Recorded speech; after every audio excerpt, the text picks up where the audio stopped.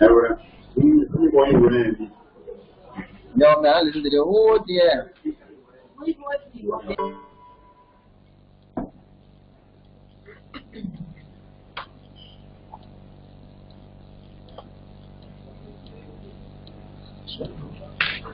Great. Welcome again. As I said earlier, this is iCampus with the support of USAID Liberia Accountability and Voice Initiative, LAVI for short, supported learning course series number 2. So we had the first learning course sometime last month, and it was very interactive and educative as well. So we're looking forward to hosting the second one today, and we want to thank all of you who have joined. So what we will do at first, we'll just go around the room quickly and introduce ourselves. Just tell us quickly your name, which organization you're with, and what you do at that organization. As I said earlier, my name is Luther Jeke. I work for iLab Liberia and Accountability Lab Liberia as the iCampus manager. I'm Kate Cummings. I'm the executive director for iLab Liberia. Hello, everyone. I'm Lawrence Yelu, Direct Accountability Lab in Liberia. Hi, everyone. I'm Untitled Chapter, Director of Programs at iLab Liberia. Hi, everyone. My name is Anthony Selman, Chief Operating Officer, Accountability Lab Liberia. Can folks hear us okay? You can send a message if you can't. Okay, we're hearing from at least one person that they can't hear. Can someone else on the other end share who they are and where they're coming from? Hello? Hello? It seems we're not hearing on this end either. Hello? Hello? Okay, Can you hear me? Take one moment to sort out the audio issues. Hang in there for just a moment, and then we will get started. So I don't know what you want to do. Maybe.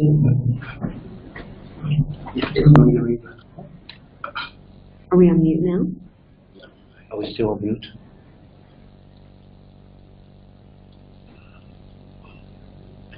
Let's do that. Hello? Are you there?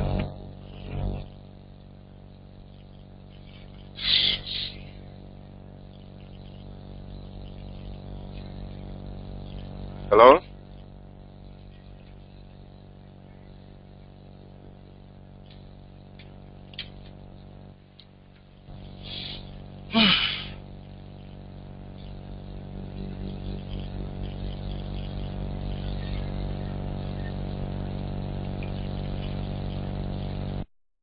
So Luther said at the beginning of the call, this is our second in a series of learning calls. Thanks so much for joining us.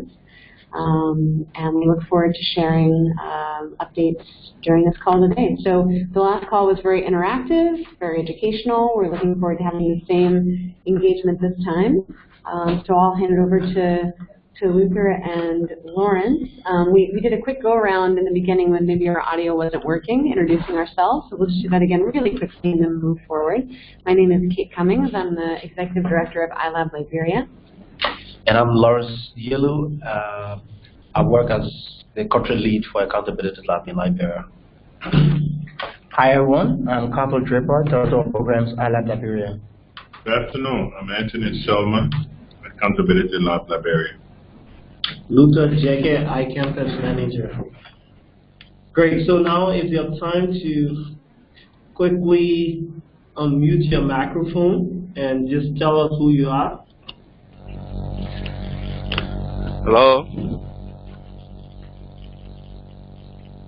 Hello, can you hear me? Hi, Moses. If you can hear us, Yeah, can you quickly introduce yourself? Yeah, I'm Moses Basikodi. I work for Russian Rights Foundation. Also see Hassan, Sammy, Christopher, and Doris. Yeah, okay. I'm We're not hearing anything, but we'll from just go ahead with the agenda. Luther. Great.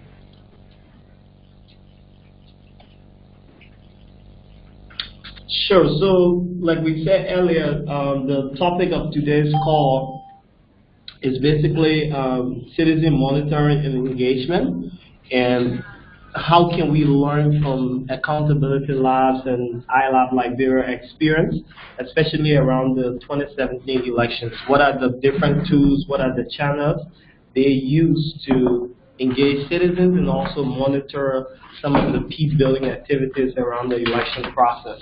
So Lawrence Yelu, who introduced himself earlier, the country rep for Accountability Lab Liberia, will share some of his experiences, and that will be buttressed by the iLab team as well in terms of how technology plays a role in that topic as well.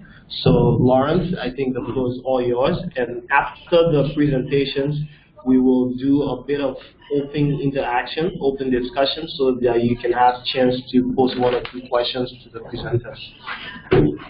Thank you so much, Luther, and thank you for joining our call. I mean, it's always a very nice thing to share our experiences and learn from the works that we do.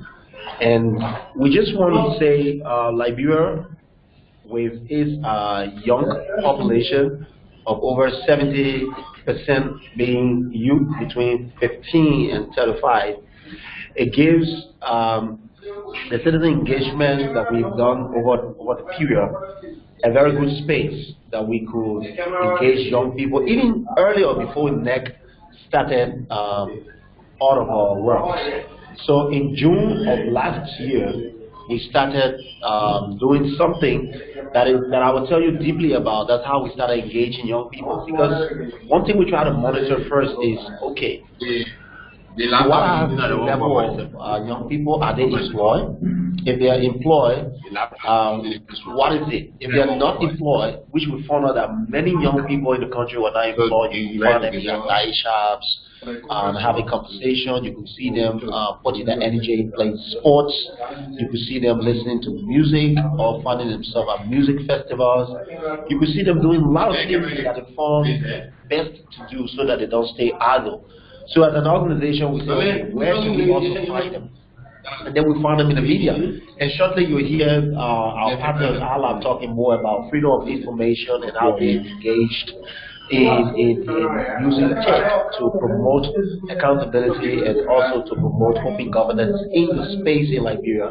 And you'll be hearing from them shortly. But we also talk, as we talk from young people across the country through many of our programs, we also understood that there were a lot of economic hardship that we ourselves, we are also Liberians, so we're seeing the inflation rate going up, the US to Liberian dollar rate is climbing, and then we also came to understand that the social media space, Facebook, was where you found many young people. They were heavily engaging themselves on Facebook, either posting pictures of themselves in churches, or football field, posting pictures of themselves, just nice picture, maybe sometimes at a party.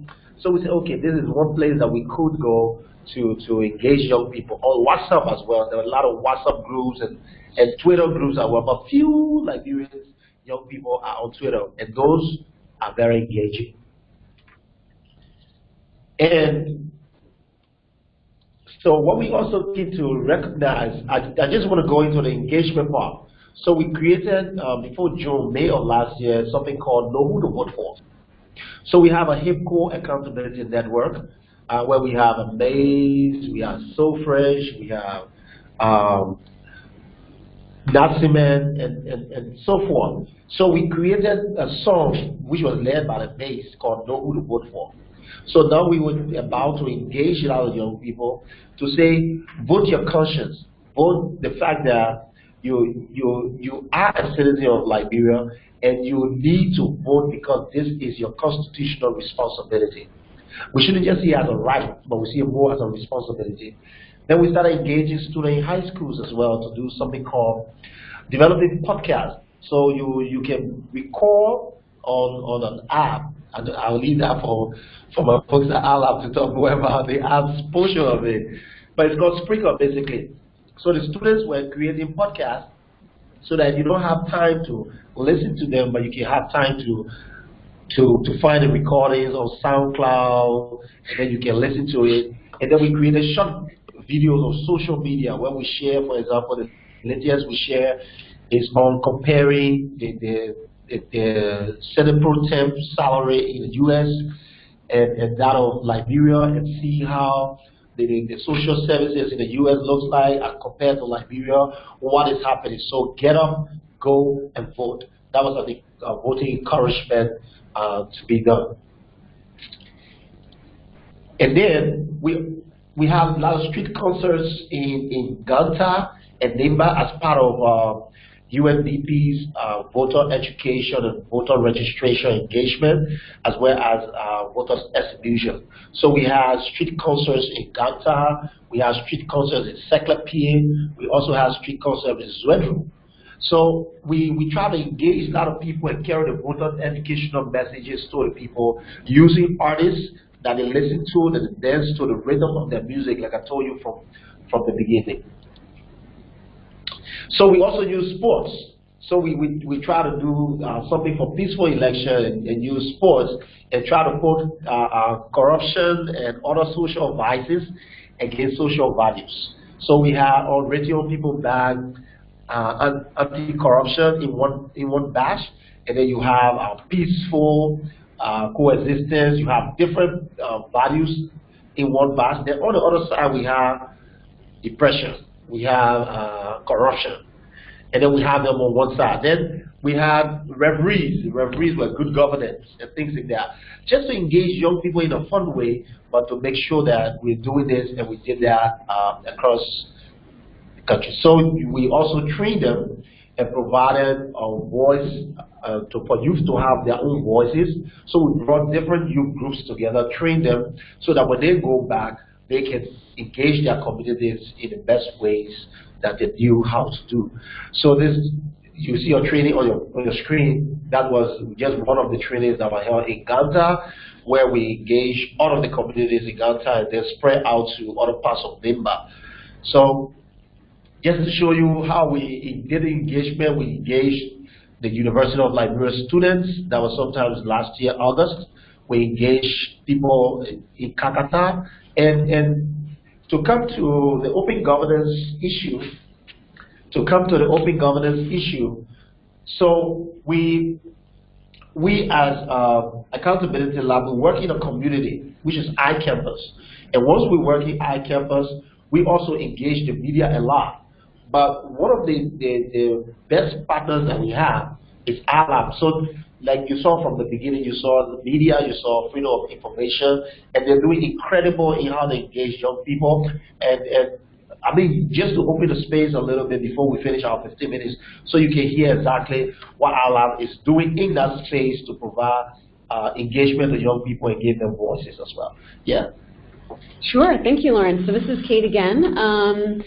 So yeah, a bit of background about how we've been engaging citizens and youth, especially during the election process. So one way that Lawrence already mentioned was podcasting. In this case, we worked closely with a group of rural reporters called Local Voices Liberia. This was an Internews-funded project here in Liberia, and there are reporters who are based in all of Liberia's 15 counties who are regularly submitting stories that get picked up by a range of different national, international news outlets.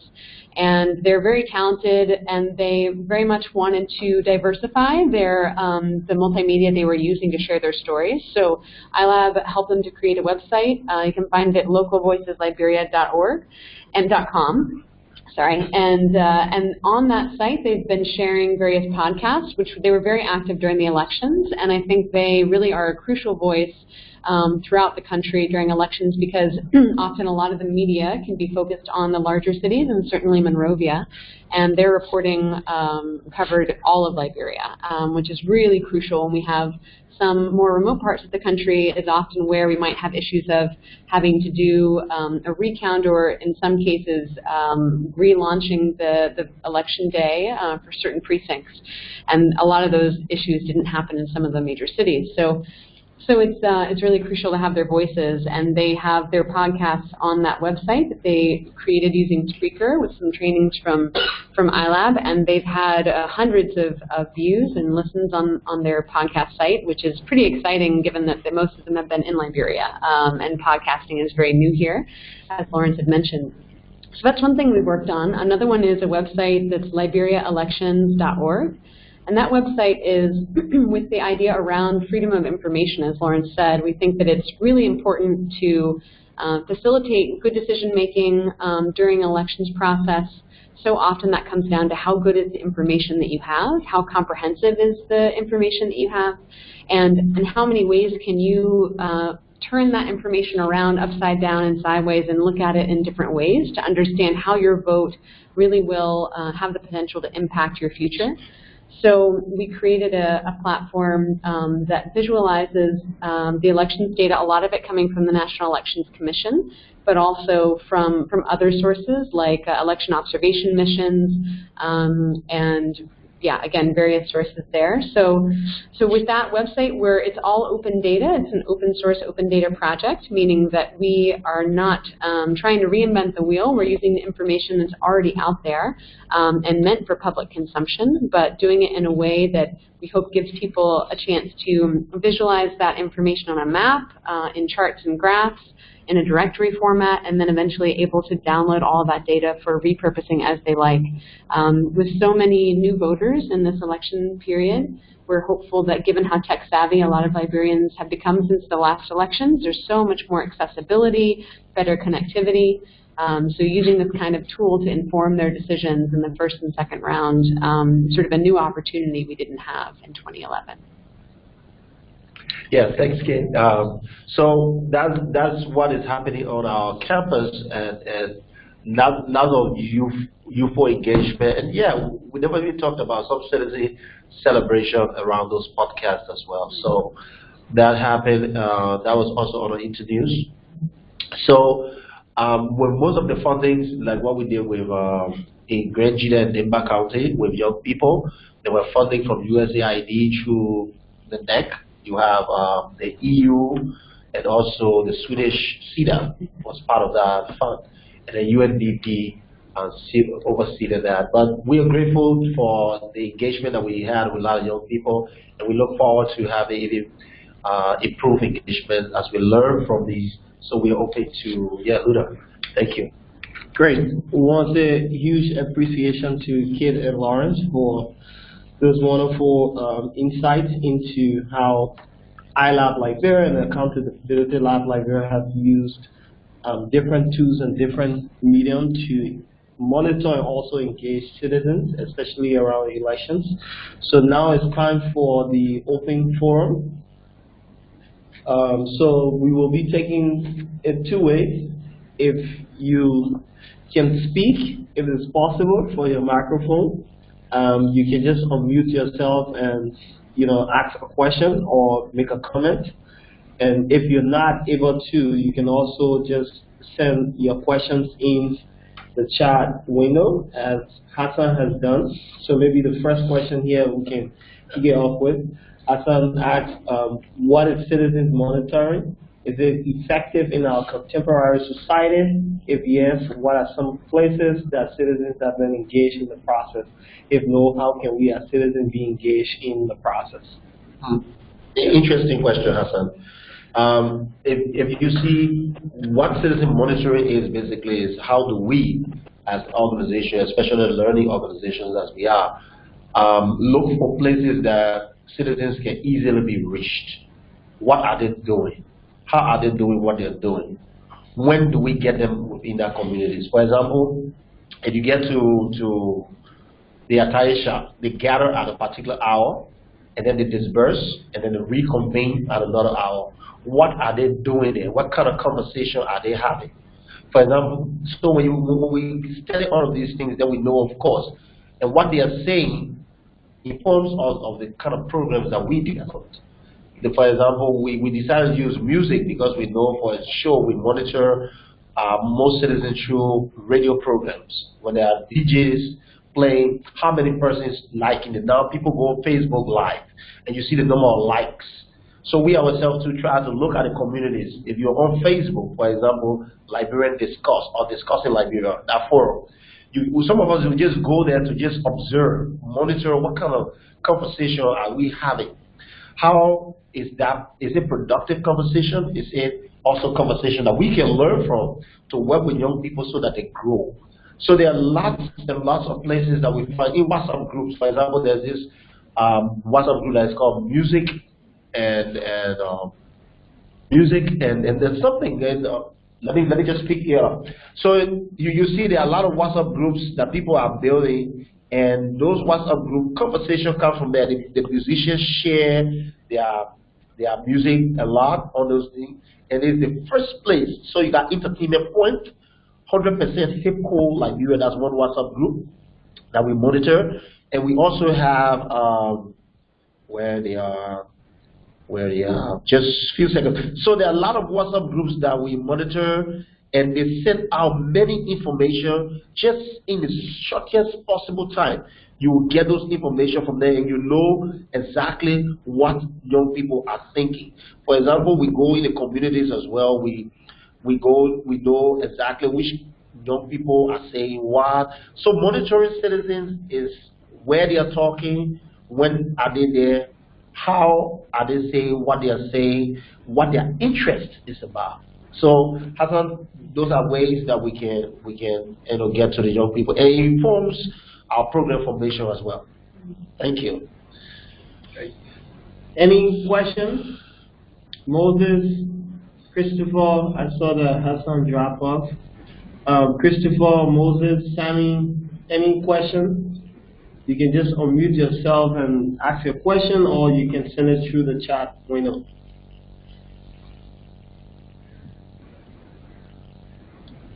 And while folks are thinking about different questions, I can also share another initiative that I forgot to mention before, that iLab is also involved in supporting the Liberian Observer adding a promise tracker to its website. So this is not necessarily just youth focused, but definitely around citizen engagement and understanding how they can be all the more informed during the election process.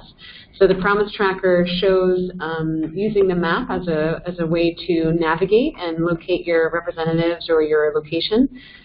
Every candidate who is running presidential or legislative in this election, you can see what promises they've made publicly that they would uphold if they were to hold office. So now that we at least know the results of the representatives, I think that that's quite helpful, that we can now use that promise tracker to see if they live up to those promises. And then after the second round, we can do the same for the presidential. Great, thank you, Kate. Great. So like I was saying, you have if you want to know more about where most of the young people are, if you want to also be part of them, you can also let them add you to one of the hottest WhatsApp groups. It's called Music and Movies. So all of your celebrities are on that, and that every new celebrity gossips, you know, the young people love gossips, you'll find it right there, and every fresh information, what's happening over the weekend, what are they interested in, you see everything there. So we're really monitoring young people, and we're looking forward to increase our monitoring, but we want to also learn from you.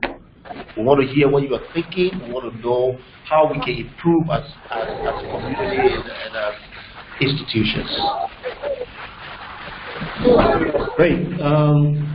Yeah, so it's now time for questions and comments. As the topic today is citizens monitoring and engagement, and this is the second series of our monthly learning call, which is one of the tools we use to engage people in civil society, in the communities, in terms of how do you use different tools to learn, you know, basically how do you support organizational learning, individual learning. As we make mistakes, we go on, what are those things that we are learning to apply to our future programs and projects so that we improve on a daily basis. So yeah, so Lawrence and Kip presented earlier, so if there are any questions, please unmute yourself and ask. If there are any questions, you can also send it to the chat window as well. Hello. So we'll give a minute. If you have questions, please ask. Yeah, hello. Are you getting me? Hello. Okay.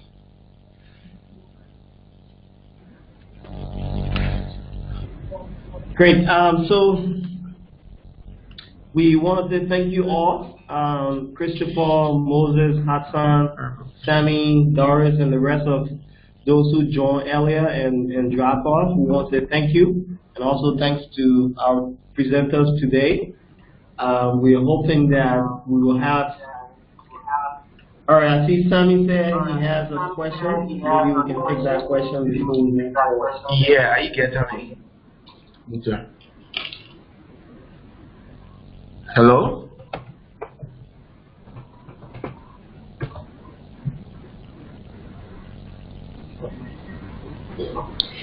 So Sammy, we're not hearing you. If you want to type out your question, that's probably the easiest way.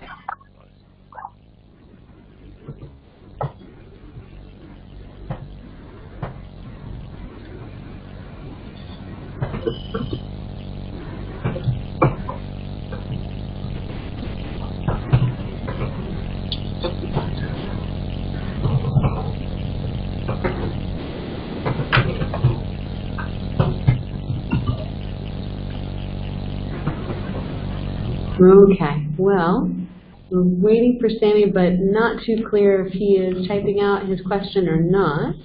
So we'll give it just a few more seconds and then we'll wrap up, and thank you all again so much for coming.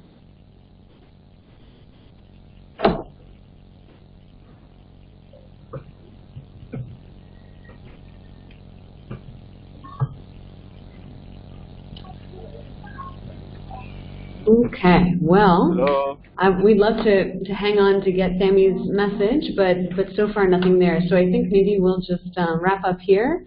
Thanks so much again to everybody who's in attendance, as Luther said, and we'll be doing this again soon and sharing the topic and the timing for the next call with you.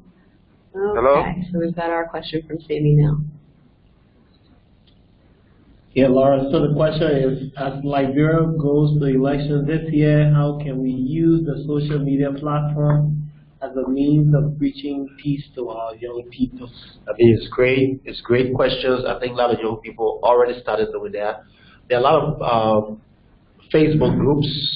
Even your wall, you can use your wall. And some of you, I know you're celebrating as well. You can use your page.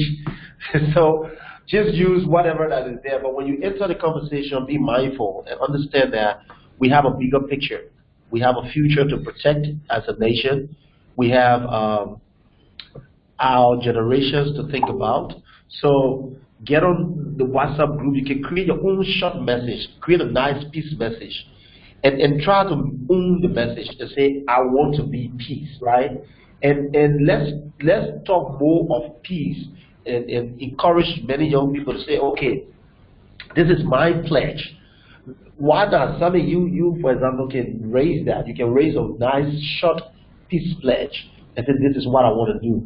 But we shouldn't just talk it. When we get out, when we get in conversation, and not just on social media, but when we get in conversation with people, we should learn to be tolerant. We learn to teach tolerance, but as well, lay tolerance.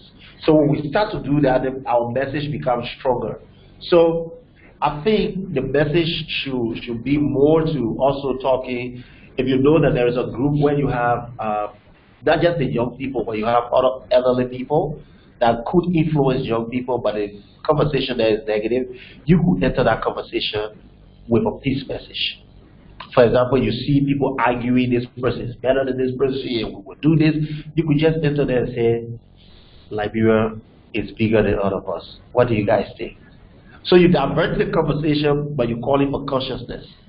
So all to this is enter in it and share. So Moses, colleague also asked a question, do you have a manual on this topic that you could share? I mean, we have a presentation as well that we can share, but one thing we do on this topic, Moses, is that we have series of programs that we have, and we also do trainings on accountability issues. So if you're interested in the training, yes, we have modules for the training. But for this call, it's a learning call, and the topic is just on the learning for this. But if you want to engage us further, we are happy to do that, and we are happy to if you want to also get trained and also use that to train other people, why not? Let's talk about it. But to Sabi's question, Sabi, I mean, it's a great point you raised. Let's all try to preach this peace. Let's be this peace and make sure that we aren't going into violence forever. I just hope that. And I hope all of us are hearing. Thank you. Thank you so much, Lawrence. Thank you to all the participants. We look forward to informing you about the next call, which will hopefully be sometime in November. Yeah, have a wonderful day. Thank you. Take care, everyone. Bye.